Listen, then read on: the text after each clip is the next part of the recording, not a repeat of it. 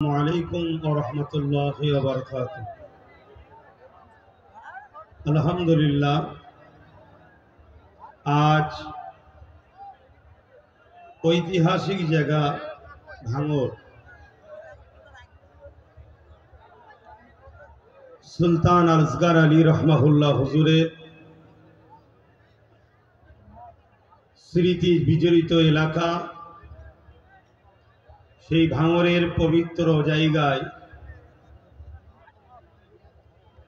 বিজয়গঞ্জ বাজারে ভাঙড় কাশীপুর এই অত্র এলাকার ফুরফুরা শরীফ আহলে সুন্নাত ওয়াল জামাতের কমিটি নেতৃত্ববৃন্দদের পরিচালনায় আজকের এই জনসভা হয়েছে। বিষয়টা নিশ্চয়ই আপনারা দেখতে পাচ্ছেন, ওয়াকাফ বাঁচাও, ওবিসি সংরক্ষণ বাঁচাও, মাদ্রাসা শিক্ষা বাঁচাও। অবশ্যই আমার পূর্বে পীরজাদা বাজিদ আমিন সাহেব আলোচনা করেছেন, তার আগে আমাদের সম্মানীয় শিক্ষক মহাশয় তিনিও আলোচনা করেছেন। একটা কথা মনে রাখবেন, এই যে লড়াই আমরা নেমেছি, বেঁচে থাকার নামটাই হলো লড়াই করা। বেঁচে থাকতে গেলে লড়াই করতে হবে। আজকে যে বিষয়টা পুরো ভারত জুড়ে চর্চা চলছে, সেটা হলো ওয়াকাফ। এই ওয়াকাফ নিয়ে সংক্ষেপে আমি আপনাদের কাছে দুই একটা কথা বলছি। প্রথমে আমি এটা বলি, এই ওয়াকাফ সম্বন্ধে আমার কওমের মুসলিম সম্প্রদায়ের হাজারো লাখো মানুষের জানা নাই ওয়াকাফটা কি। একটু মন দিয়ে শুনবেন ভাই, কেন বিষয়টা আমাদের জানা দরকার। আমরা যদি না জানি, আগামী দিন নতুন করে আবার কিছু গাদ্দার ছদ্মবেশী মুনাফেক আসবে, আপনাদেরকে নতুন করে আবার নিলামে তোলা হবে, আবার ধোঁকা দেওয়া হবে, আবার বিক্রি করা হবে, আর আপনারা অতি সামান্য পয়সাতে বড় সহজে বিক্রি হয়ে যাবেন। এই জায়গা থেকে দাঁড়িয়ে যদি আপনারা রুখে না দাঁড়ান, টিপ যদি না ধরেন, আমি মনে করি এ কথা বলাটা আমার অপরাধ হবে না। আপনাদের পরের প্রজন্ম, নিউ জেনারেশন, ছেলে মেয়ে বাচ্চা যারা আছে, তারা আপনাদেরকে কখনো মাফ করবে না। এমন যেন মনে হবে যে এই বাচ্চা কোনো মুসলিম ঘরে জন্ম লিয়াটাই অপরাধ করে ফেলেছিল। কেন এদের বাপ দাদুরা, এদের মা বোনেরা, এদের আত্মীয়রা তারা সজাগ সচেতন নয় বলে আজকে বারবার আমরা ঠকতে ঠকতে এমন একটা জায়গায় আমাদের বাচ্চাদেরকে পৌঁছাতে যাচ্ছি, যেখান থেকে ঘুরে দাঁড়াবার আমাদের বাচ্চাদের কিন্তু আর উপায় থাকবে না। দুনিয়ায় দুমুঠো খেয়ে বাঁচবে কি, তার থেকে বড় বিষয় দুনিয়ায় এক আল্লাহকে মানতে পারবে কি, প্রফেট মুহাম্মদ রসুলকে মেনে চলতে পারবে কি, প্রকাশ্য কলেমা পড়তে পারবে কি, নামাজ মসজিদে পড়তে পারবে কি, মসজিদে হাইয়া আলাস সালাহ হাইয়া আলাল ফালাহ বলতে পারবে কি, কুরআন পড়তে পারবে কি, মুখে দাড়ি মাথায় টুপি দিতে পারবে কি, মা বেটিরা হিজাব পর্দা রাখতে পারবে কি। এই অস্তিত্বের লড়াইয়ে কিন্তু আজ আমরা নেমেছি। তাই প্রথমে আমাদের জানা দরকার এই ওয়াকাফটা কি। খুব ভালো করে শোনেন, ওয়াকাফ বিষয় যদি আমরা না জানি, তাহলে আমাদেরকে বোকা বানাতে খুব সহজ হবে। মনে রাখবেন, ইতিপূর্বে এই দেশে একজন রাজা ছিল, যার নাম আকবর। নামটা শুনতে মুসলমান হলো, কিন্তু সে ছিল একটা হতভাগা। কোরআনের বিরুদ্ধে একটা দ্বীন-ই ইলাহি বলে কিতাব বার করেছিল। সে আকবর দেখেছিল, আমি সবাইকে বোকা বানাতে পারলো, এই খেটে খাওয়া, এই লেবার শ্রেণী, মাথায় টুপি না থাকতে পারে, পরনায় জুব্বা না থাকতে পারে, মাদ্রাসার চৌকাঠে পা না দিতে পারে, কিন্তু এই মুসলিম সমাজকে কোরআনের বিরুদ্ধে নিয়ে যাওয়া এত সহজ ব্যাপার হবে না।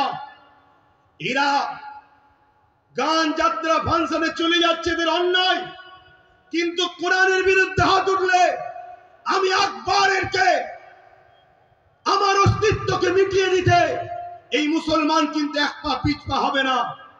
তাই হতভাগা আকবর দ্বীনে ইলাহি ঘোষণার আগে বড় প্ল্যান মাফিক কোটি কোটি টাকা দিয়ে মুক্তি খরিদ করেছে, মৌলানা খরিদ করেছে, পীর সাহেব খরিদ করেছে। তৎকালীন সময় এক শ্রেণীর মানুষ, সবাই নয়, খরিদ করেছে। তাদের দ্বারা দিয়ে মুসলিম সমাজ যখনই অন্যায়ের বিরুদ্ধে দাঁড়াতে যায়, তখনই এই সকল ছদ্মবেশী আলেম উলামা, মুফতি, মৌলানা গুলোকে তাদের সামনে দাঁড় করিয়ে দেওয়া হয়। এরা তখন আকবরের পক্ষে বিভিন্ন দলিল খাটিয়ে আকবরের গদি টিকিয়ে বাঁচিয়ে রাখার ষড়যন্ত্র করেছে। কিন্তু এক মুজাহিদ দাঁড়িয়েছিল, হযরতে মুজাদ্দিদ আল পেসানি, তিনি কিন্তু আকবরের বিরুদ্ধে, তিনারাও দাঁড়ালেন। সংখ্যা অল্প হতে পারে, কিন্তু মুজাদ্দিদ আল পেসানি ফতে হয়েছিলেন। আকবরের নাম নিশানা মিটে গেছে। আজও পৃথিবীর মানুষ কোটি কোটি আকবরের নাম নিশানা জানে না, তার আস্তানা কোথায়, তার দরগা কোথায়, তার কোথায় সমাধি জানে না। কিন্তু মুজাদ্দিদ আল পেসানির কাছে কোটি কোটি মানুষ আজও ছুটে ছুটে যাচ্ছে। কেন? তিনি হকের পক্ষে ছিলেন। তো মনে রাখবেন, কেন্দ্রে যে সরকার আছে, আজকের এই জালিম, অত্যাচারী, স্বৈরাচারী, সংবিধান বিরোধী, দেশ বিরোধী, ভারতবাসী বিরোধী এই যে সরকার, এই সরকার হয়তো আগামী দিন হাজারো লাখো উলামাদেরকে খরিদ করে নেবে। তারা আপনাদের কাছে আসবে, বুঝাবে না কেন্দ্র সরকার তোমাদের ক্ষতি করছে না। তাই আমি জানাতে চাইছি, ওয়াকাফটা কি আগে জানুন। কয়েকটা পয়েন্ট আপনাদেরকে বলবো, এগুলো একটু ধৈর্য ধরে শুনতে হবে। কেননা 4টে বাজতে 5 মিনিট বাকি, আর হয়তো 10-15 মিনিট বক্তব্য হবে। আপনাদের ধৈর্য আছে তো নাকি? হাত তুলে বলুন, আছে তো নাকি? তবে আমি, যারা এই ব্যবস্থা করেছে, যদি একটু প্ল্যান মাফিক করত, আমার মনে হয় আজকে বিজয়গঞ্জের বাজারের এই প্রোগ্রামটা একটা ঐতিহাসিক প্রোগ্রাম রূপ নিত। যেভাবে মানুষগুলো চতুর্দিকে ছড়িয়ে আছে, যদি সংগঠিত ভাবে প্ল্যান মাফিক বসানো যেত, তাহলে এই প্রোগ্রামের সৌন্দর্য কিন্তু আরো বহিঃপ্রকাশ হতো।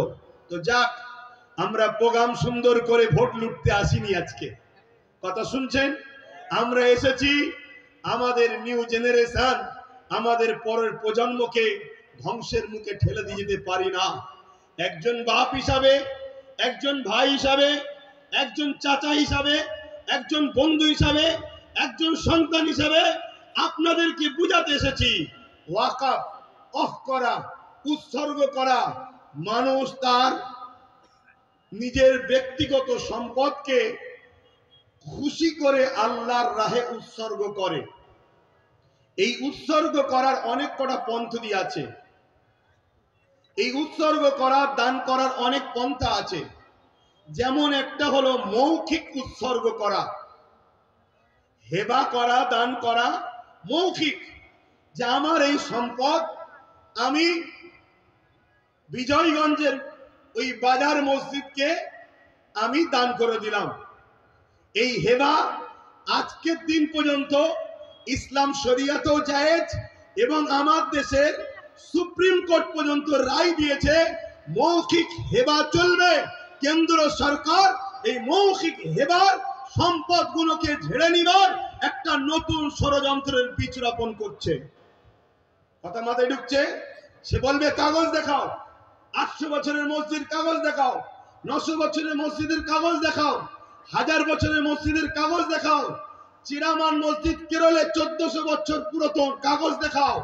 কেরলে তার, গুজরাটে 1300 বছরের মসজিদ, কাগজ দেখাও। কথা মাথায় ঢুকছে? তাহলে হেবা করার, দান করার, করার পদ্ধতি আছে। আমার কথা মাইকে বুঝছেন? একটু মন দিয়ে শুনুন, ধৈর্য ধরে। ব্যাপারটা না জানলে আপনাদের ইন্টারেস্ট আসবে না। ব্যাপার যদি জেনে যায়, আমার বিশ্বাস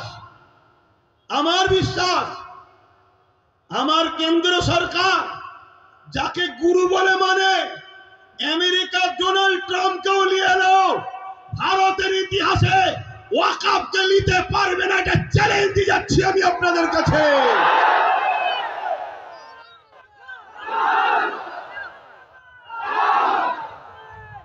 কেন? ডোনাল্ড ট্রাম্পও জানে এরা উলো খেলাদের বংশের উত্তরসূরি নয়, এরা খালেদ বিন ওয়ালিদের উত্তরসূরি, এরা মৌলা আলী শেরে খোদার উত্তরসূরি, এরা ওমর ফারুকের উত্তরসূরি, এরা এই জমিনের উপরে ইতিহাস তৈরি করে দিয়ে যায়। কখনো এরা কারো কাছে মাথা নত করতে সেখানে সংখ্যা কম হতে পারে, অস্ত্র নাও থাকতে পারে, রাজপাওয়ার নাও থাকতে পারে। ব্রিটিশকে তাড়াবার পিছনে 90,000 প্লাসের মধ্যে 3 ভাগের 2 ভাগ আমাদের জান দিয়ে আছে। ব্রিটিশ কিভাবে তাড়াতে হয়েছে ওটা আমরা খুব ভালোভাবে জানি, তাই সাদা চামড়া তাড়িয়েছি, এবারে কালো চামড়াকে তাড়াবো। কিন্তু আমাদের ঘরে জানতে হবে ওয়াকফটা কি, এটা জানতে হবে। এই ওয়াকফ হাজার হাজার বছর ধরে চলে আসছে। শোনেন একটু ভাই, আমি বুঝাতে চাইছি। আর যদি বলেন যে না 2-4 কথা বলে দিয়ে ছেড়ে দেন, তো ছেড়ে দিচ্ছি, তাহলে একটু বুঝুন। আমাদের হাজার হাজার বছরের পূর্বপুরুষরা মুসলিম সমাজের বিকাশের জন্য, মুসলিম জাতির উন্নতির জন্য তারা তাদের মেহনতের উপার্জনের অর্থ সম্পদকে আল্লাহর রাহে দান করেছে। সেই সম্পদ টোটাল ভারতবর্ষে অনেক খাতা কলমে পাওয়া গেছে 27 লক্ষ বিঘে সম্পদ।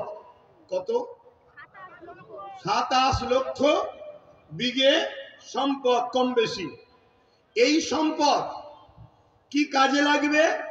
জিনেরা দান করেছে মসজিদ, মাদ্রাসা, ঈদগাহ, খানকা, কবরস্থান, এক কথায় মুসলিম জাতির কল্যাণ। এটা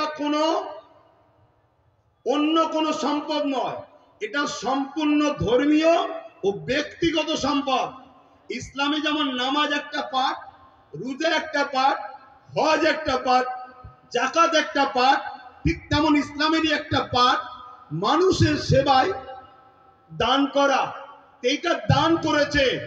এই সম্পদ দীর্ঘ বছর ধরে চলে আসছে। এই সম্পদকে ঠিকভাবে নিয়ন্ত্রণ করার জন্য, এই সম্পদকে হেফাজতে রাখার জন্য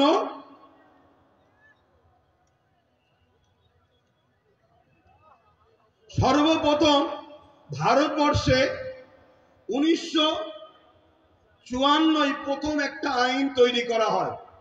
কংগ্রেস পিরিয়ড চলছিল।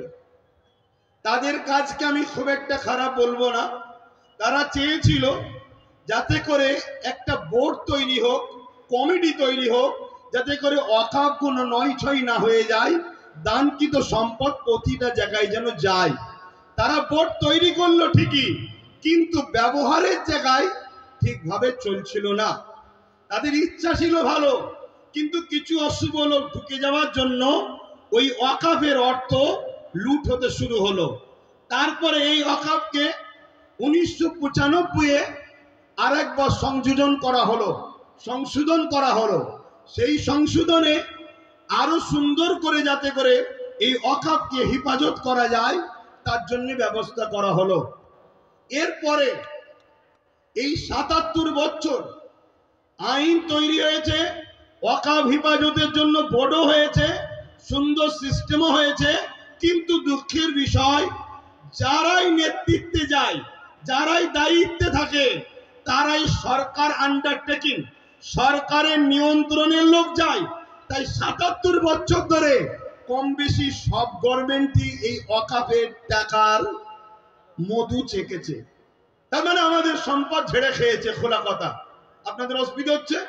আমাদের সম্পদের টাকা সবকটাই ঝেড়ে খেয়েছে।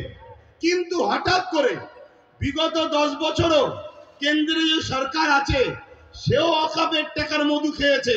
কিন্তু একটা প্রশ্ন, হঠাৎ করে এই ওয়াকাফকে কেন আইন করে নিজেদের কবজায় নিবাস ষড়যন্ত্র করছে, এটা আমাদের ভাবতে হবে।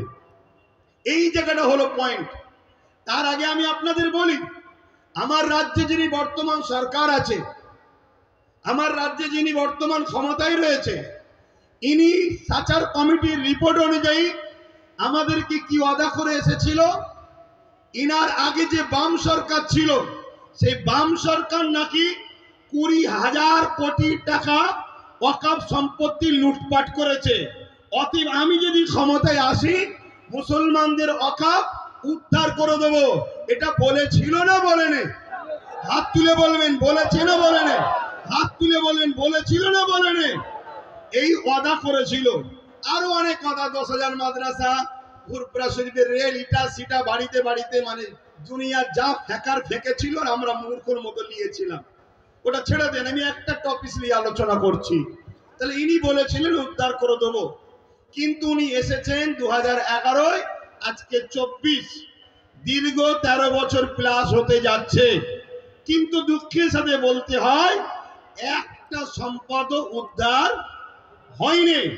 আমি 2013-14 থেকে আন্দোলন করছি যে ওয়াকফকে ফিরিয়ে দিতে হবে, ওয়াকফকে হেফাজত করতে হবে। রাজ্যে যে সরকার আছে তিনি একবার বেগম রোকেয়া রিসার্চ সেন্টার ওয়াকফ ভবন বলে একটা শিলান্যাস করেছিল। ওই শিলান্যাসই হয়েছে, একটা পর্যন্ত এখনো ইট গাঁথা হয়নি। কেন? সব সেটিং ভাবে চলছে। এদের সবার বাপ, সবার মাথায় মনে রাখবেন আরএসএস বসে আছে। অতএব সমস্ত সম্পদকে আরএসএস এর ফান্ডে দিতে হবে, এটাই হলো ইনাদের মূল পরিকল্পনা। কেন? পুরো দেশ এখন কোন জায়গায় মোদি বসতে পারে, কোন জায়গায় শাহ বসতে পারে, কোন জায়গায় মমতা বসতে পারে, কোন জায়গায় অন্য কেউ দিল্লিতে অন্য কেউ নামে বসতে পারে। কিন্তু মনে রাখবেন সবার মাথাতে এই আরএসএস বসে আছে। তাই আরএসএস এর